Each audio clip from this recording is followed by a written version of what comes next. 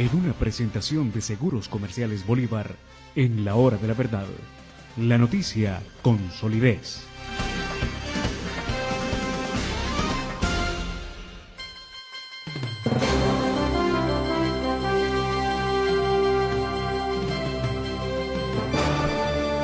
Senador Iván Duque del Centro Democrático Generación del 14, muy buenos días. Muy buenos días, doctor Fernando, un gran saludo para usted, sus compañeros de la mesa de trabajo y toda la audiencia. ¿Cómo va esa campaña por el no?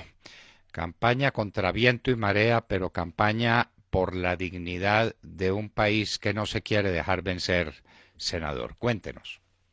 Pues doctor Fernando, hemos estado trabajando intensamente, haciendo pedagogía en todo el territorio nacional, explicándole a la ciudadanía en un diálogo fraterno todos los sapos venenosos que hay adentro de los acuerdos, y estamos recibiendo una gran respuesta en distintas regiones, porque yo creo que ya la ciudadanía se está dando cuenta que mientras hay una campaña de la opulencia, la mermelada, que gasta la plata de los colombianos en medios, que tergiversa lo que es pedagogía, que trata de vender falsas ilusiones, se están dando cuenta los ciudadanos cuando empiezan a leer los acuerdos, todas estas cosas que le hacen tanto daño al país. Entonces, pues estamos haciendo un ejercicio muy duro de trabajo con los jóvenes en las universidades, con los grupos sociales, en las ciudades, en los municipios apartados, y estoy seguro, doctor Fernando, que serán millones de colombianos los que van a salir a defender la legalidad y a decirle a las FARC que ser pillo no paga. Ser pillo no paga. Hoy hay un paro armado del ELN que apareció en departamentos donde no existió nunca. Y eso no tiene sino una explicación posible, doctor Iván Duque. La explicación de que se pusieron las FARC el brazalete del ELN. No sé si ustedes ya hicieron el cálculo económico, usted es economista, ¿cuánto vale un brazalete de esos? Para saber cuánto cuesta la conversión de un bandido de las FARC en un bandido del ELN. En eso pues estamos, y cuéntenos cuál es la situación que perciben ustedes quienes están haciendo campaña por el no, de la seguridad o inseguridad en los campos y en las ciudades en vísperas de este plebiscito. Pues doctor Fernando, es que aquí han pasado cosas muy graves. La primera, y yo en esto aprovecho este espacio para anunciar nuevamente toda esa cascada de trampas. Usted ya sabe, ya hemos hablado en varias ocasiones de la bajada del umbral del 50 al 13. Hemos hablado también en este programa de no haber permitido el voto en blanco. Hemos cuestionado que se haya utilizado la publicidad estatal sin ningún límite y adicionalmente ahora tratando de convertir la pedagogía en propaganda. Hemos cuestionado la presión a alcaldes y gobernadores. Hemos cuestionado que los funcionarios públicos también estén presionados para salir a hacer campaña. Hemos cuestionado que tengamos además una pregunta engañosa y obviamente estamos cuestionando que el plebiscito sea armado, que claramente las FARC no van a estar concentradas para el momento de la elección y van a estar ostentando sus armas en lugares del territorio nacional. Entonces todas estas cosas lo que hacen dar cuenta es el tipo de trampa descomunal a la que estamos abocados. Pero sin importar todo esto, porque más importante es la defensa de las instituciones, la defensa de la Constitución, la defensa de los principios. Nosotros estamos recorriendo todo el país alertando sobre las consecuencias de estos acuerdos.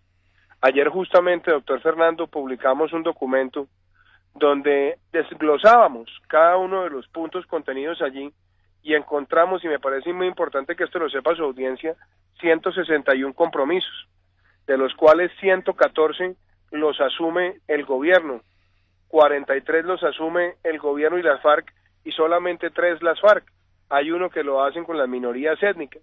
Entonces, cuando usted ve eso, se da cuenta de todas las concesiones que se le han entregado a estos grupos sin tener certeza sobre cosas tan elementales como es. Primero, no hay ningún compromiso de las FARC de entregar 1 centímetro cuadrado de territorio que ellos le han quitado a tantos colombianos para el tema de la reforma rural integral, lo cual hace ver ese capítulo como una payasada.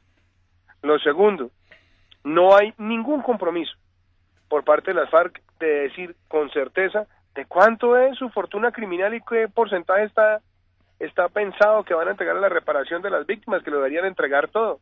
No hay nada sobre eso en los acuerdos.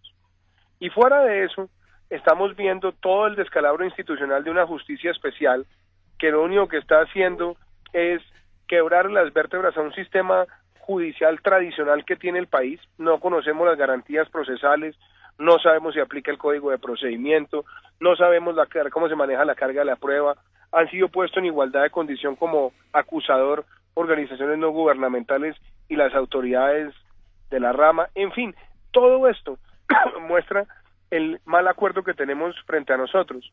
Pero lo más grave es que las FARC va a tener todos los incentivos, doctor Fernando, para ir generando esa mutación de brazaletes que ya se está viendo en algunas regiones del país y otra que está siendo también manifestada por algunos ciudadanos, y es que en el sur del país se cree que ya está el clan Úsuga también comprando frentes, y los compran con todo, con armamento, con rutas, con uniformes, y todo para tener control sobre las áreas de cultivos ilícitos, que valga decir, han aumentado más de un 50% en los 2 últimos años.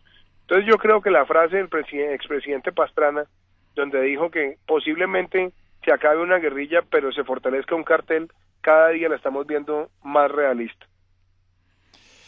Bueno, ahí en lo único que diciendo es en un cálculo matemático.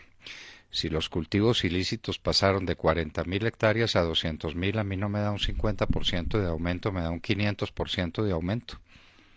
Problema de matemáticas, pero usted sabe de eso más que yo, porque usted es banquero internacional de formación y de promoción, pero pues a un campesino como yo. Fernando, si usted tiene, sí, si usted tiene 40.000 hectáreas y después tiene 200.000, no aumentó el 1%. Es el cuento del prestamista aquel que le preguntaron que cómo se había enriquecido. Y dijo, no, pues yo presto 100 pesos y cobro 200. Con ese 1% de interés me he enriquecido mucho. Bueno, estas cosas pues mueven a risa, pero tienen un fondo trágico enorme. Porque en medio de estos, senador, volvemos a preguntar, 161 compromisos. Y entonces la pregunta así sencilla que uno se hace es ¿cuánto cuesta?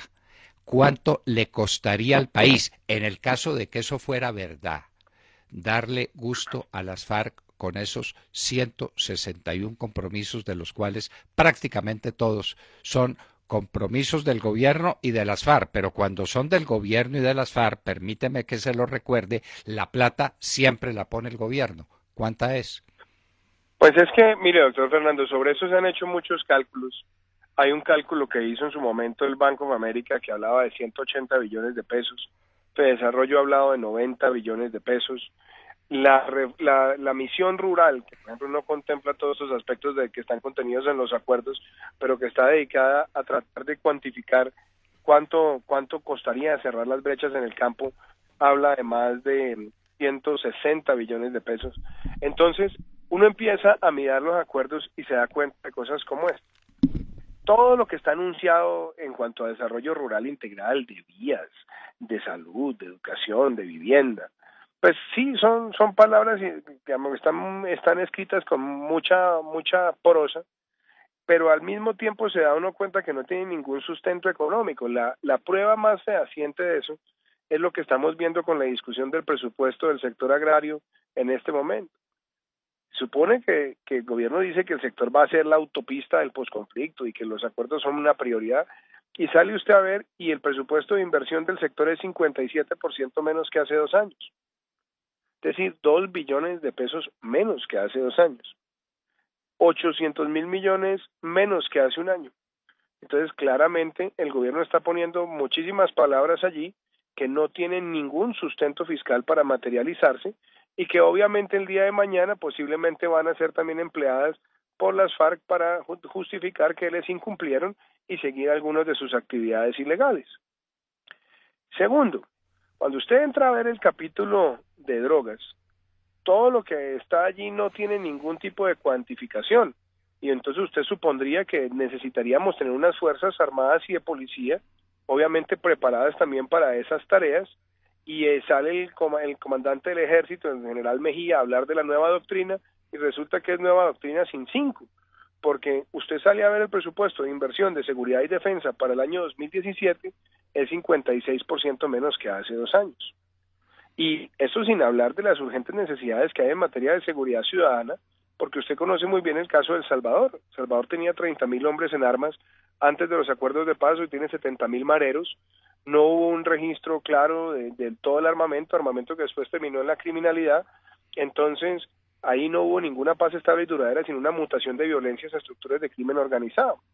Pero fuera de eso, cuando uno empieza a ver toda la arquitectura institucional que se tiene que desarrollar para darle cumplimiento a los acuerdos, primero no nos han dicho cuántas y cuáles son las instituciones.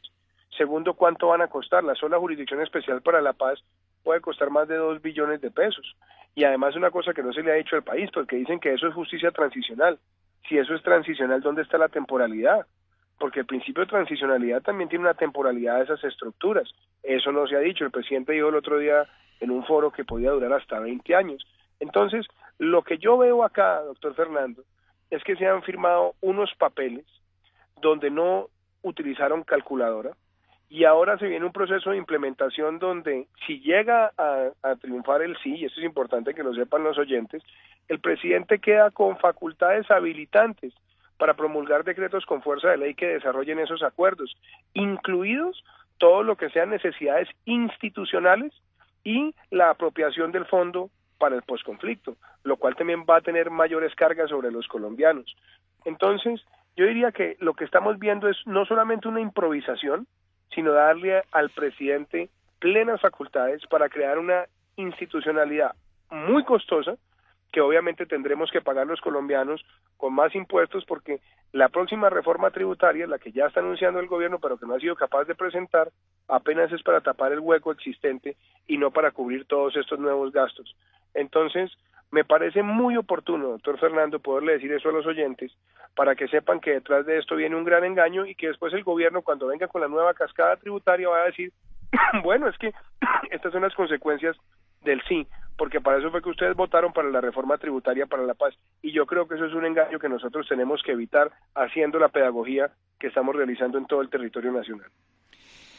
Senador Iván Duque, ¿cuánto vale la muy piadosa intención de jubilar a todos los trabajadores y trabajadoras del campo que no tienen pensión de jubilación y a las que se le da una pensión de jubilación?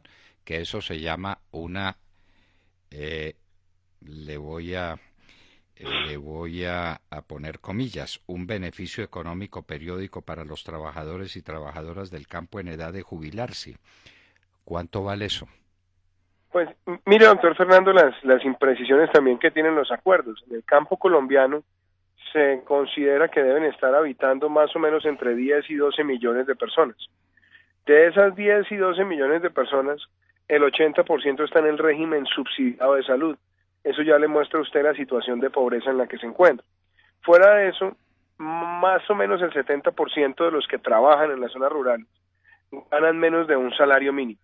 Entonces, si utilizan el término pensión, pues la ley es muy clara que nadie puede recibir una pensión por debajo de un salario mínimo, y eso obviamente pues cuantifíquelo por el número de personas que trabajan y haga esa proyección de erogación. No hay en este momento forma para cubrir ese pasivo. Si lo fuera a hacer a través de beneficios económicos periódicos, que obviamente no tienen la figura de pensión, sino que es una especie de apoyo monetario, pues obviamente tendríamos que mirar de qué tamaño sería. Como mínimo debería ser alrededor de entre 220.000 y 300.000 pesos. Pero esas cosas no se pueden hacer por decreto, esas cosas no se hacen simplemente anunciándolas, que yo creo que además es una de las grandes fallas que ha tenido este gobierno. Este gobierno ha hablado de política agropecuaria y solamente al 6º año se vino a dar cuenta que el campo era prioridad, y le dieron ahora a las FARC la potestad de ser coautores de la transformación del campo. Resulta que si usted quiere en Colombia vencer los problemas del campo, que tienen esos niveles de pobreza y además que tienen semejante magnitud de informalidad, la única manera que usted lo puede resolver es con empleos estables, y empleos estables que provengan de la inversión, y la inversión tiene que tener además, si usted quiere desarrollar un país en el sector agrario, la posibilidad de generar un matrimonio entre la agroindustria y el pequeño productor. Pero todo lo que está en el discurso de las FARC es en contra del desarrollo del sector privado en el campo, en contra del desarrollo agroindustrial, es siempre una apología del minifundismo y una satanización del latifundismo con vocación agroindustrial. Entonces todas esas cosas lo único que van a generar es más incertidumbre, y el gobierno solamente proviendo bienes públicos no va a resolver el asunto, porque necesita tener una alta tasa de inversión en el campo, y eso no va a ocurrir mientras haya todas estas incertidumbres y mientras haya un gobierno complaciente con los que históricamente han sido los verdugos del campo, doctor Fernando. Un beneficio económico periódico para los trabajadores y trabajadoras del campo en edad de jubilarse es una pensión de jubilación. Ahí tenemos un desacuerdo, pero como lo resuelven las FARC, no se preocupen. Y usted ha dicho que no sabe cuánto tiempo va a durar esta institución transicional que se plantea en el acuerdo final. Yo sí sé cuánto tiempo, doctor Duque. ¿Usted no ha hecho la cuenta o qué? Yo sí sé. ¿Cuánto le da usted, doctor Fernando? Me da toda la vida, porque eso claro. dice el acuerdo, porque eso dice el acuerdo. Doctor Duque, esto es un acuerdo especial que se incorpora a la Constitución y que no puede ser derogado nunca, ni revisado nunca, ni reformado nunca. Luego va a durar toda la vida. Yo no sé por qué esa cuenta tan fácil no la hacen. Pues es que mire esa sutileza que usted acaba de narrar. Yo no quise ser, digámoslo, tan crudo, pero es verdad. Lo que usted está diciendo allí se justifica en que como van a quedar incluidos en el bloque de constitucionalidad todos los acuerdos, no solamente sustituyen institucionalmente los contenidos que hay allí, sino que adicionalmente vamos a tener una gran dificultad, y es que todo el desarrollo normativo que se haga hacia adelante en el país tiene que gravitar en torno a los lineamientos de ese bloque de constitucionalidad. Por eso yo le digo, pueden escribir toda la prosa que quieran, por ejemplo, frente al tema del desarrollo agropecuario, pero después de leer eso, usted ve algún tipo de incentivo, de estabilidad jurídica o aliciente para hacer una inversión masiva en el sector rural, yo no la veo por ningún lado, y el país se va a llevar grandes frustraciones. Es más, yo me atrevo a creer, porque hay mucha gente que le da ahora por comparar este plebiscito con el Brexit, y tratan de decir que los que defendemos el no somos como los promotores del Brexit. No, ya ve que ahora que lo pienso, aunque nunca me ha gustado hacer esa comparación, si la fueran a hacer, yo creo que el verdadero Brexit es el sí, porque están tratando de llevar a las personas emotivamente a votar por el sí con toda la propaganda oficial, y solamente después es que se van a dar cuenta de qué fue lo que no leyeron y qué fue lo que quedó aprobado, y cómo eso va a dejar amordazado, maniatado y prácticamente limitada la capacidad de gestión del Estado, no solamente por su desarrollo normativo, sino por las implicaciones que tienen esos acuerdos en el desarrollo económico del país.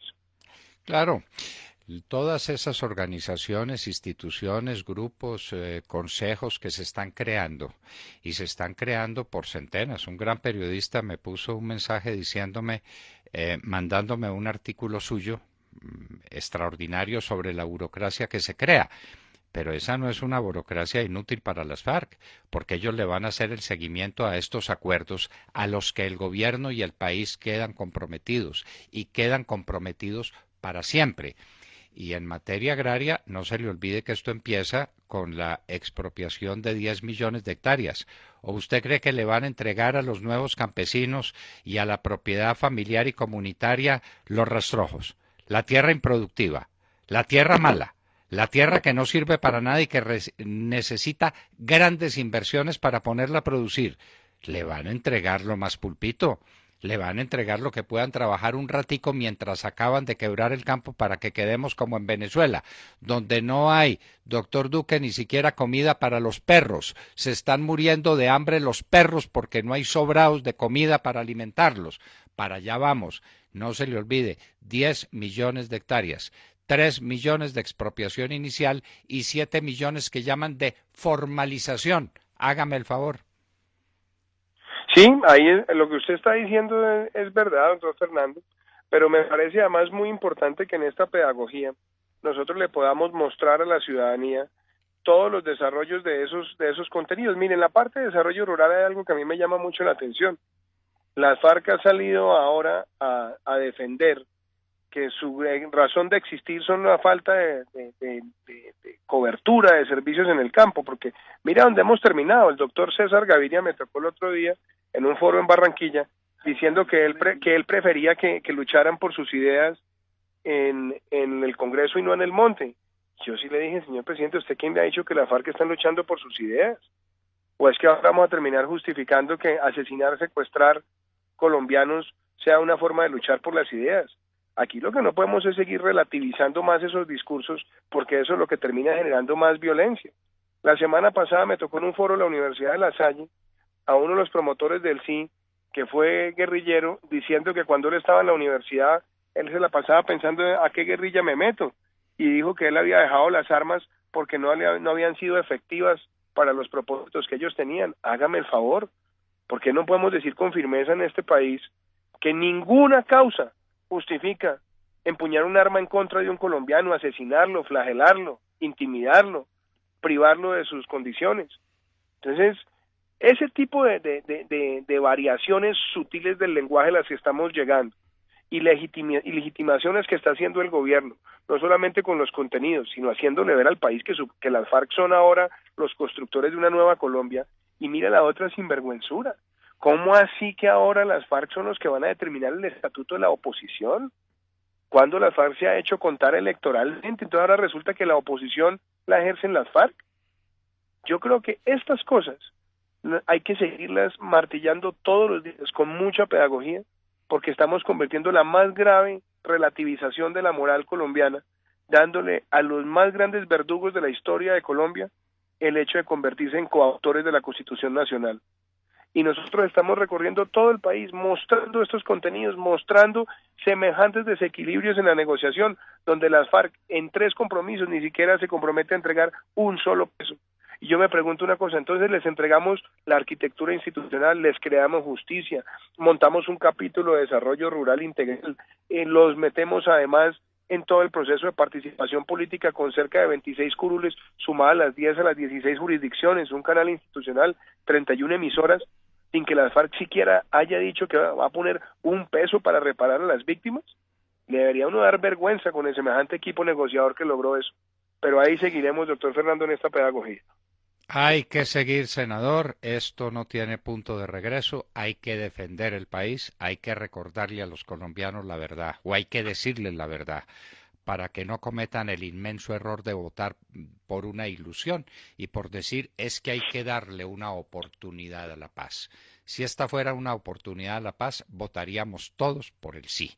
Pero sabemos que esto no es una oportunidad a la paz, sino que esto es más guerra, más narcotráfico, más violencia, más dominio de las bandas armadas en el campo, más destrucción de la capacidad de inversión que el país tiene.